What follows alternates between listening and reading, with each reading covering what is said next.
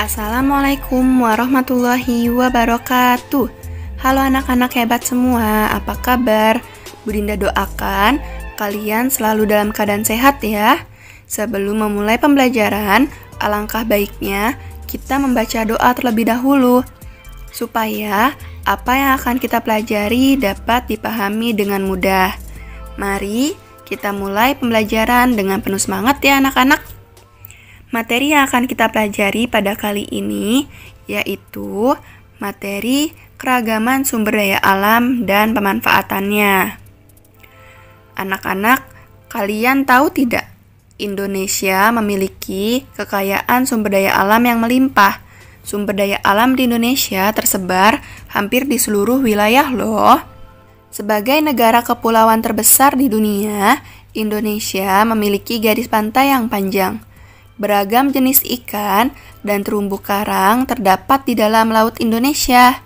Indonesia juga merupakan pemilik hutan hujan tropis terbesar kedua di dunia, sehingga Indonesia dijuluki sebagai paru-paru dunia. Kalian tahu tidak apa itu sumber daya alam? Sumber daya alam disebut juga sebagai kekayaan alam. Sumber daya alam berasal dari alam dan dapat dimanfaatkan untuk memenuhi kebutuhan hidup manusia. Nah, sumber daya alam ini terbagi menjadi dua, yaitu sumber daya alam hayati atau biotik dan sumber daya alam non-hayati atau abiotik. Sumber daya alam hayati yaitu sumber daya alam yang berasal dari makhluk hidup. Sedangkan sumber daya alam non-hayati yaitu sumber daya alam yang berupa benda mati yang dapat diambil manfaatnya. Ingat ya, sumber daya alam hayati yaitu makhluk hidup, sumber daya alam non-hayati yaitu benda mati. Untuk jenis-jenis sumber daya alam terbagi menjadi dua, yaitu sumber daya alam yang dapat diperbaharui dan sumber daya alam yang tidak dapat diperbaharui.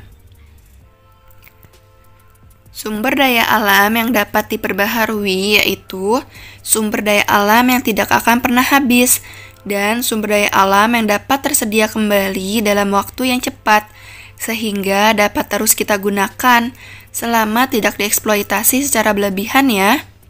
Contoh sumber daya alam yang dapat diperbaharui yaitu seperti hewan, tumbuhan, angin, air, sinar matahari, dan mikroorganisme lainnya.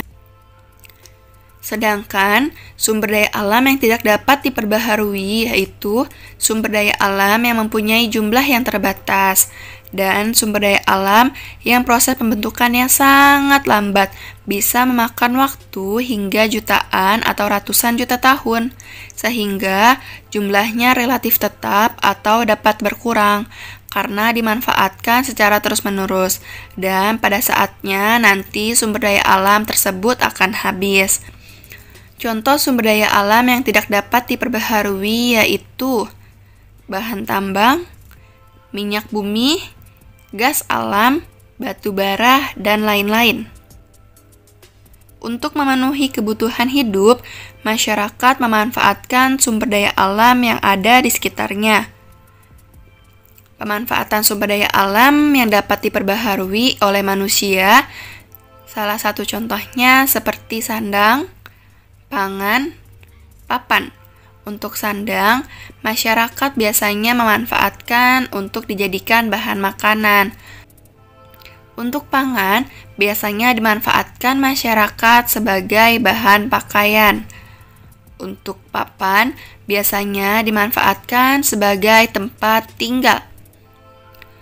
Untuk pemanfaatan sumber daya alam yang tidak dapat diperbaharui seperti bahan bakar, yaitu aftur, bahan bakar pesawat, bensin, bahan bakar motor, mobil, lalu ada gas, dan lain-lain.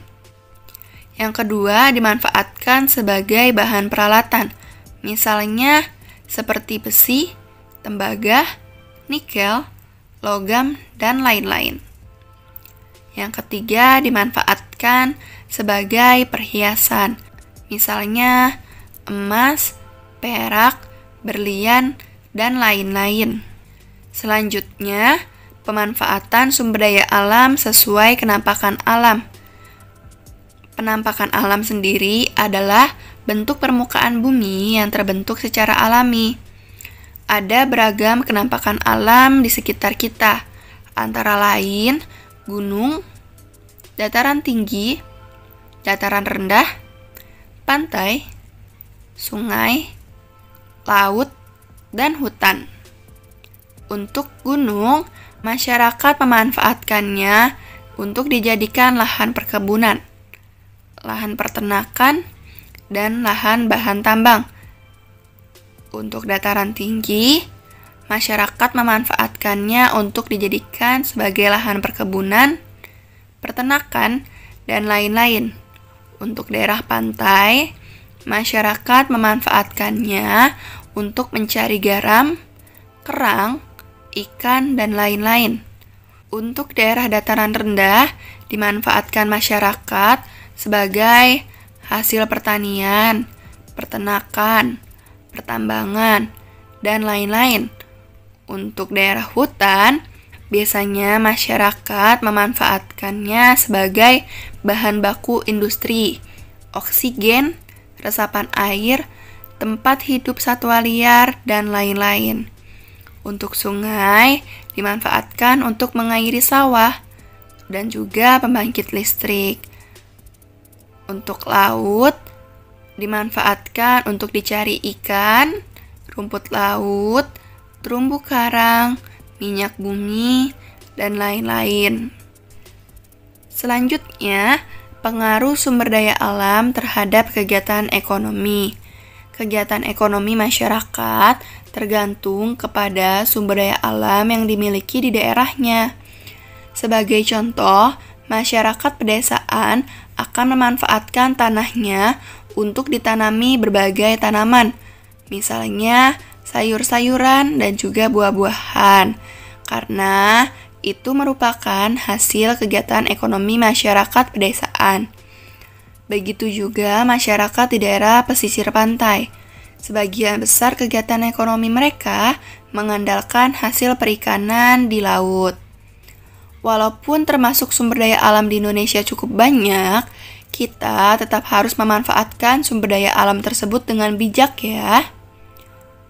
Bijak dalam memanfaatkan sumber daya alam artinya menggunakan dengan tepat sesuai kegunaan dan menggunakannya dengan hemat sesuai kebutuhan. Kita harus menggunakan dengan hemat dan memperhatikan kelestarian lingkungan. Contoh-contoh pemanfaatan sumber daya alam secara bijak yaitu: pertama, menjaga kebersihan lingkungan. Kedua, menghemat sumber daya alam. Ketiga, membuat terasering pada lahan miring. Keempat, menggunakan pupuk kompos. Kelima, melakukan reboisasi.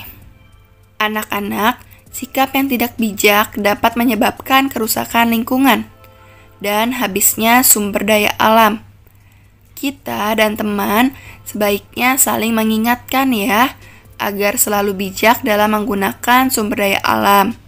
Karena pada akhirnya dampak tersebut akan dirasakan oleh diri kita sendiri maupun orang lain. Oke, cukup sampai di sini dulu ya pembelajaran kita pada kali ini. Semoga kalian dapat memahami materi keragaman sumber daya alam dan pemanfaatannya. Semangat terus anak-anak hebat. Jangan lupa jaga kesehatan. Sampai jumpa lagi pada pembelajaran berikutnya. Wassalamualaikum warahmatullahi wabarakatuh.